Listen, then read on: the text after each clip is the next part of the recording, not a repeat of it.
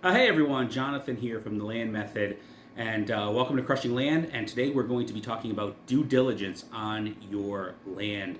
It's a subject that comes up very often. In fact, we just had it the other day in our group coaching call, and that's why we decided, hey, let's shoot a short video and discuss this. It's something that we go very deep into in our program, but again, something that everybody can benefit from a little bit here as we discuss it. So, one of the things that happens when it comes to due diligence, that's pretty much across the board. We even talked about this in our call, is that everybody at the beginning spends too much time doing it. It's just something you're just not sure, and you feel like you need to know every last little detail, and on that goes.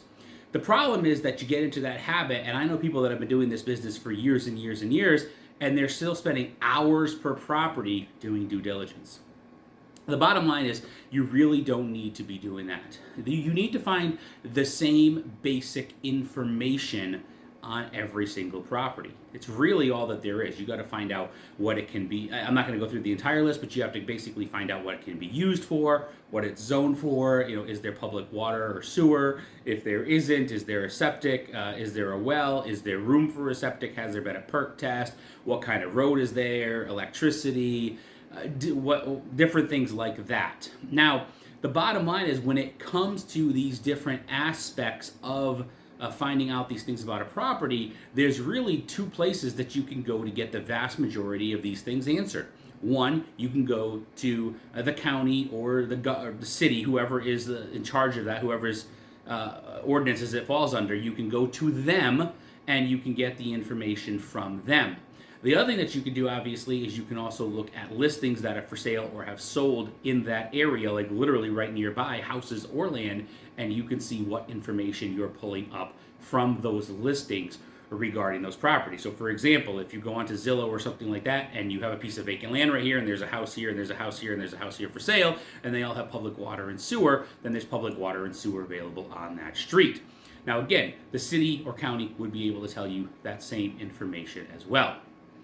The other thing when it comes to due diligence is that you go deeper with it the more that you want to do with the property. So for example, if you are just looking to take a property and double close it or assign it or something like that, your due diligence process does not need to be as detailed. You're just basically finding out information about the property to be able to market it, what it can be used for, and things like that that buyers would want to know.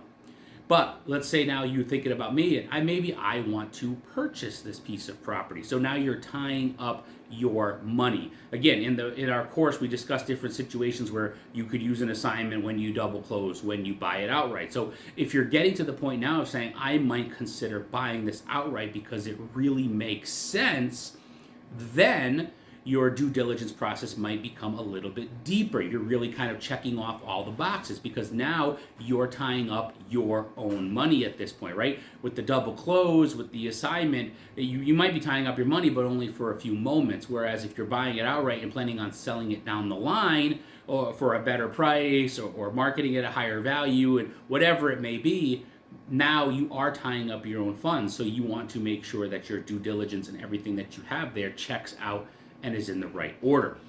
Then, if you get even further along with this, with some of the things that we've talked about, such as like entitlements and subdivision and things like that, well, that's an entire due diligence process in itself, right? Because if you're looking at these things and being like, well, can I subdivide this property? Maybe it's long and it's this, and I want to go down the line, I want to subdivide it, or I want to get entitlements on it, I want to put in septic, or not put them in, but get approvals for septic or wells or whatever it may be, these different entitlement aspects, those are aspects of due diligence that you're going to do as you go down the line. So those are just taking it a step further each and every time. So really, your due diligence process is the same with every property. When you start with a property, you're starting your due diligence process with basically the checklist that we give you, and you're checking off, okay, this is the stuff that I need to know about this property. Then from there, it's, okay, let's make sure everything checks out perfectly. There's nothing that I might be a little unsure of that if I was double closing or if I was assigning it, I wouldn't care about. Whereas if I want to tie up my own money, it's something that I might be worried about. And then, of course, after that, is also the aspect of, well, maybe I can take this further along down the line and make it even larger, turn it into a project, do entitlements, do subdivision, something like that. So now your due diligence process has become even longer because now you're adding in those aspects of it. The other thing when it comes to like title searching and things like that, that's part of due diligence, but remember the professionals that you're working with handle that for you. So obviously if you're like, well, I'm wondering about liens and I'm wondering about this issue on the property, or if there's anything like that, obviously when it goes to the title company or the closing attorney, they're going to be the ones that look up that and find out those aspects for you. So the due diligence process does not need to be complicated, right? So many people get hung up on like all of these little aspects and trying to like just find out every last little thing about the property. And the bottom line is the vast majority of time, unless you're going down that road specifically to do something like that, the vast majority of those things does not need to be known, right? You can find out what it's zoned for example. Let's use zoning as an example, and they say, well, it allows single family and manufactured homes. That's what it allows on the property. What is a manufactured home?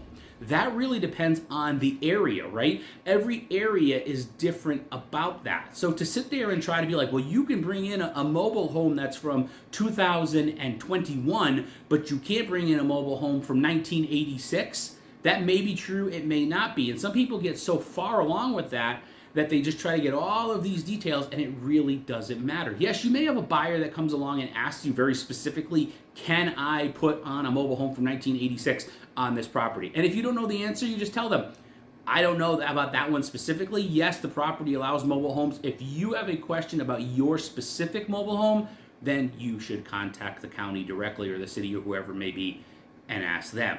So again, you're basically getting just the general feeling for it and knowing what can be there. Is it a sound investment? It's helping you to decide if you should assign it. It's helping you to decide if you should double close it. It's helping you to decide if you should just buy it outright. All of those aspects are coming out in your due diligence, but it's just simple information that you can get from the county, you can get from the city, you can get from other listings. You're using that information to get a general picture of what the property's like, how far along you want to move it, and then from there decide, your strategy and being able to give information to your buyers in a general, reasonable way. And again, part of it too is you don't want to get in trouble with giving them information that you shouldn't. Because for example, let's say the county again goes to zoning and they say, yes, it allows single family and manufactured homes. But they start asking you very specific questions. Your best answer is always, it just allows the things that the county gives you, right? The county said it allows single family and manufactured homes. I don't know if your specific one would be included in that.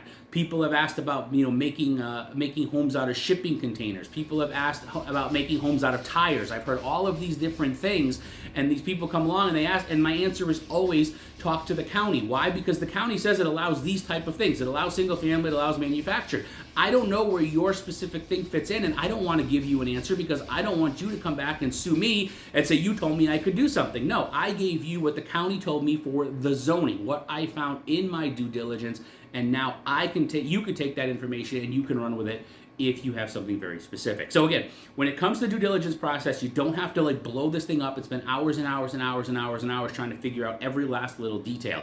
It's basically going down the line, figuring out what's there, figuring out what it can be used for, all of these things in general, taking it deeper if you want to go deeper with it.